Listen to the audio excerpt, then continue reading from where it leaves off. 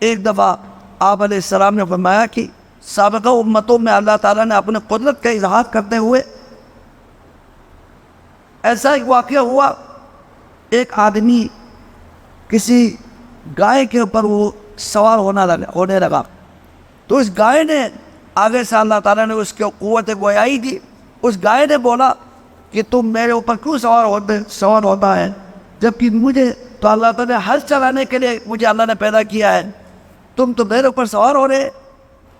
یعنی اللہ تعالیٰ کی قدرت سے ایک سابقہ امت میں یہ ایک واقعہ ہوا تھا.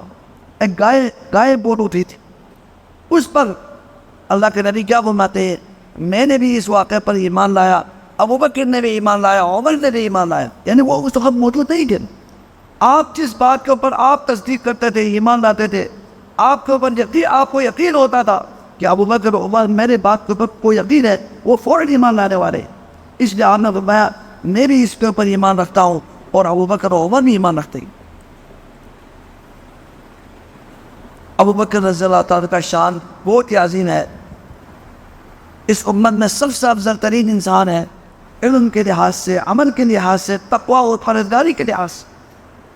اتنے وہ متقی تھے، پرہیزگار تھے، جس کی مثال بات میں امت میں کسی کے اندر یہ مثال نہیں ملتی.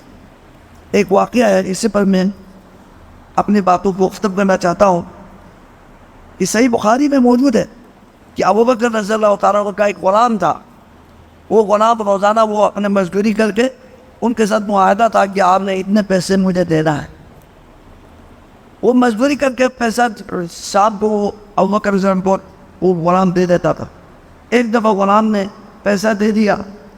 اگلے دن اس نے کہا، غلام نے کہا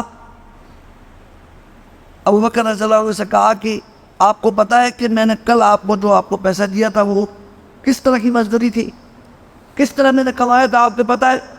تو ابوبکر رضی اللہ عنہ کو بہن نہیں، مجھے کوئی پتہ نہیں چلا. تو انہوں نے غلام نے کہا کہ جو میں نے آپ کو جو پیسہ دیا تھا میں نے کہانت کی تھی، یعنی کسی کو خبر دی تھی.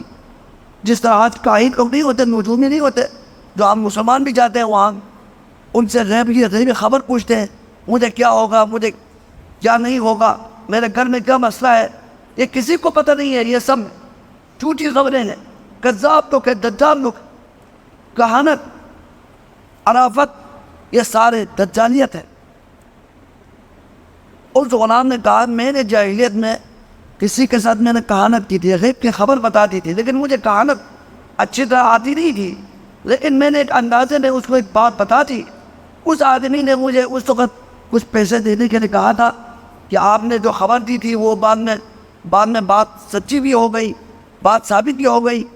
اس نے اس وقت مجھے اس کی بات کہنے کے اوپر مجھے مزدوری نہیں دی تھی، کوئی انعام نہیں دیا تھا، لیکن وہ اس آدمی نے کل آ کر مجھے انعام دیا تھا. تو اس وقت میں نے بات کی تھی، اس کا انعام انہوں نے کل مجھے دیا تھا، وہ پیسہ لے کر میں نے آپ کو دیا تھا. یہ کہانت ہنستا ہوا کہ کتنے ڈرتے تھے اس طرح کی چیزوں سے، کیونکہ کہانت کا پیسہ تھا.